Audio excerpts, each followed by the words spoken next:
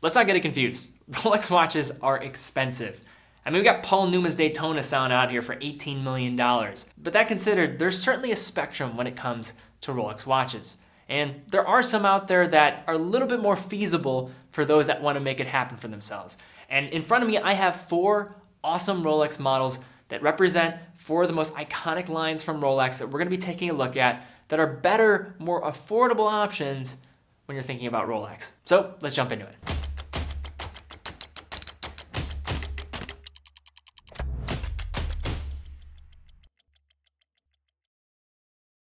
All right, guys, so we're going to be looking at each one of these 4 designs, looking at the different reference numbers that make up those lines, as well as specific models that do represent those lines that I have in my possession here today. And just as a little disclaimer up front, I'm going to be recommending going the pre-owned route when it comes to Rolexes. I think it's probably the best route in terms of getting one at affordable prices, as you can find good deals out there, but just be careful, guys. Don't get screwed over by all these fakes that are out there. Buy from either a reputable dealer or really do your homework. I always preach that. So if you're not going to do your homework and you want to get a Rolex watch, just pay a little bit extra money and get a watch that you know is authentic. But let's start off here with the Air King. Now, the Air King is easily one of the most overlooked Rolex models. Back in World War II, Rolex announced the release of the Air lineup, including watches such as the Air Giant, the Air Lion, and the Air Tiger. These watches were just temporary stays in the Rolex offering of watches, yet they paved the way for the introduction of the Air King in 1945. And these watches were positioned as pilot's watches, featuring a traditional 34mm case that remained as a mainstay in the collection for decades following. So when looking at pre-owned Air Kings, what references should you look at? In the first reference here, it is in the vintage territory. A lot of these references are going to be in the vintage territory. So all of that advice I left at the beginning remains the same. But again, just good ways to get into Rolex. And that reference is the 5500. So this was released back in 1957, had the longest production run of any Air King from 1957 to 1989. Also look at the 5700. This was the date model edition of that line that was introduced in 1958 and is the only Air King to actually ever feature a date window. And then moving into an era which I think is the bread and butter and probably some of the best deals that you can find with the 14000, introduced in 1989 and remained really true to the same design from years past, featuring a caliber 3000. Next, we have the 14010 featuring an engine turn bezel. And then to finish off our list, we have the 1400M, a watch that was introduced in 2000 and featured a caliber 3130. And that is in fact the actual watch that I have in my possession today. This particular model is a stunner and wears incredibly well on the wrist. And I was really blown away when I put this on. 34mm sounds small, but I think if you're somebody with maybe a 6 to 7.5 inch wrist, this is a great option since they do tend to wear large. These 34mm watches, these Oyster cases, are meant to wear a little bit larger. The watch here comes with a beautiful silver dial, nice lume markers, and comes on an original Oyster flip lock bracelet. Really blown away with this piece and probably some of the best options for those looking for a more contemporary Rolex Air King model. And Air Kings do fluctuate in price quite a bit, but for a lot of the steel options from the references that I mentioned, you're looking at between around $2,500 and $4,000. That's usually the relative range in which we're looking at online. Now for our next watch, one of the most iconic from Rolex,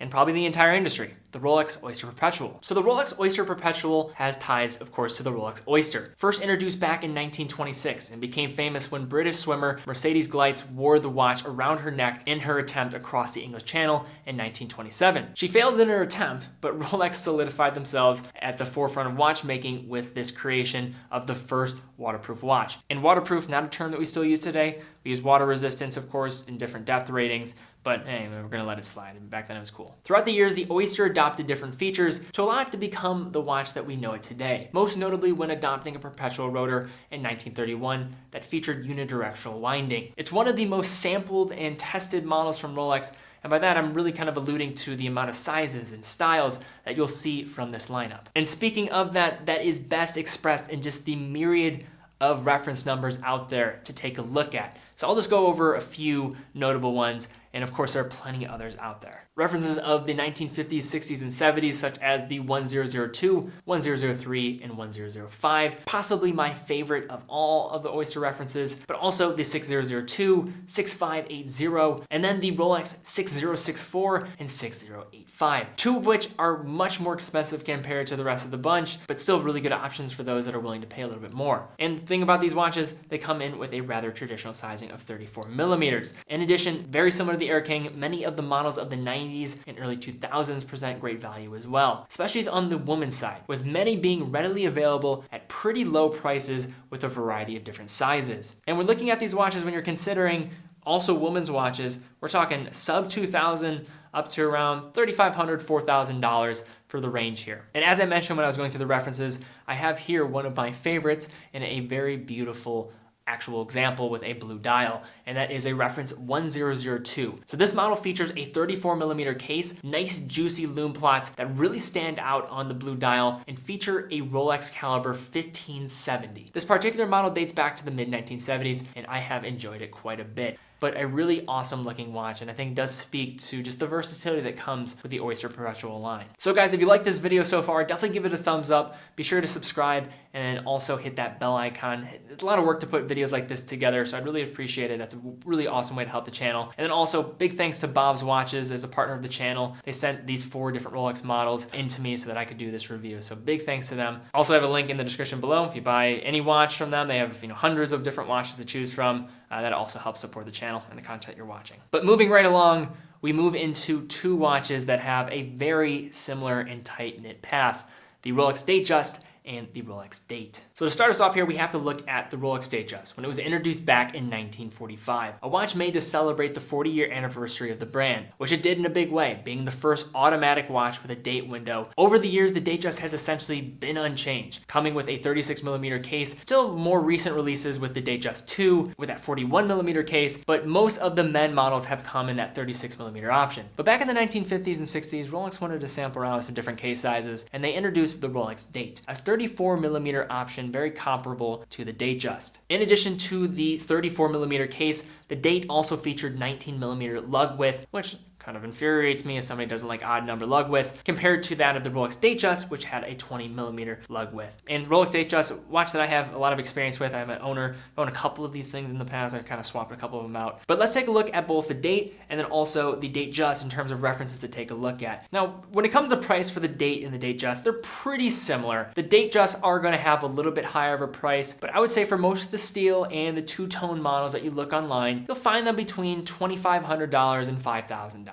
For Dates, they will be on the lower end of that spectrum. Datejust can start getting a little bit higher, and of course there's anomalies for every single range, but that's generally where you'll find most Datejust and Dates online. So starting us off with the Datejust, let's look at a couple different references to take a look at. To start us off, we have the 1600, the 1601, and the 1603 from the 60s and 70s, a line that I am rather familiar with. I own a Rolex Datejust 1601 two-tone, really loved it. I own a gray dial 1601 before that, so I kind of flip-flopped a little bit, but really like those watches. I think they present great value. They have been going up in price quite a bit, but they're still awesome. If you want something a little bit newer, you can go to the late 70s and early 80s with the 16030, the 16013, the 16233, and the 16220. All of these models, as well as the 1600, the 1601, and the 1603, all have a lot of different variations in terms of dial colors. You got Buckley dials, we got tapestry dials, and because they were so mass produced,